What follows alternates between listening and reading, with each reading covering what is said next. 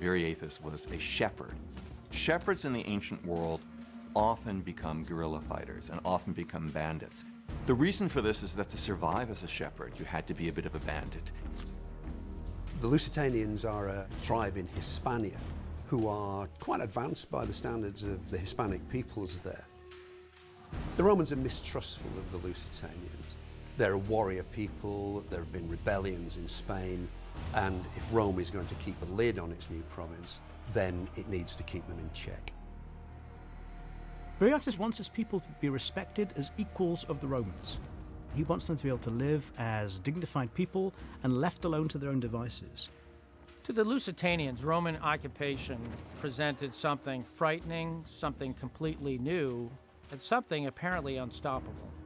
In such a set of circumstances, it would take an extraordinary individual to organize any type of coherent resistance against the almighty Roman army. If we fight Romans like Romans, we will fail. So we must fight them as Lusitanians. They took our father's swords, but we still have their weapons.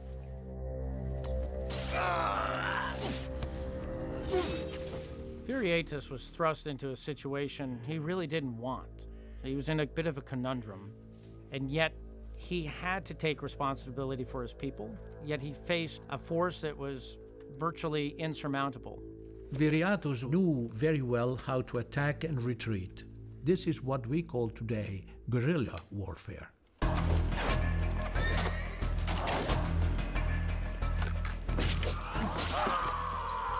Guerrilla tactics were the only thing that would really have a chance of inflicting severe casualties on the Roman legion. The Roman legion was a machine. It was a slow machine. It moved in lockstep, and as long as it stayed together, it could not be defeated. So the only chance that an indigenous force would have against the Roman legions was to inflict the death by the 1,000 cuts. He wants to create the impression the hills are alive with resistance, and nowhere in Hispania will it be safe for the Roman legions to operate.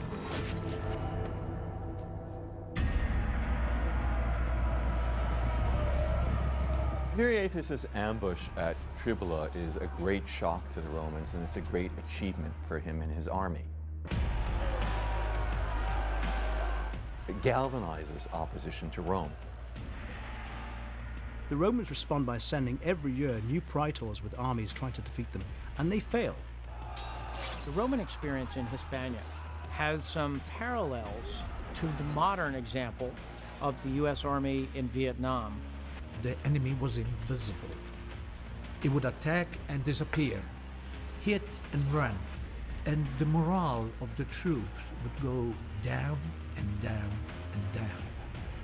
For VIRIATHUS, he continued to press on. He fought for years after this.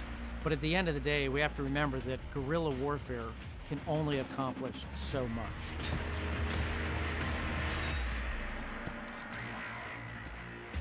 Being a successful guerrilla warrior is like walking a tightrope.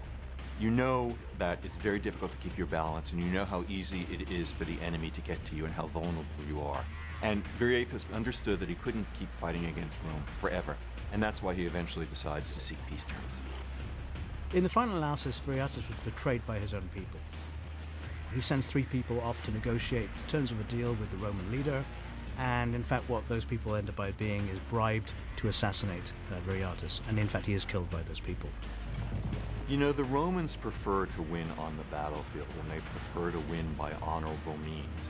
But if they can't win by fair means, they are willing to resort to foul means. And the case of VIRIATHUS is a prime example. Unable to defeat him straight out, they decide that they will use treachery to defeat him, and it's successful, of course.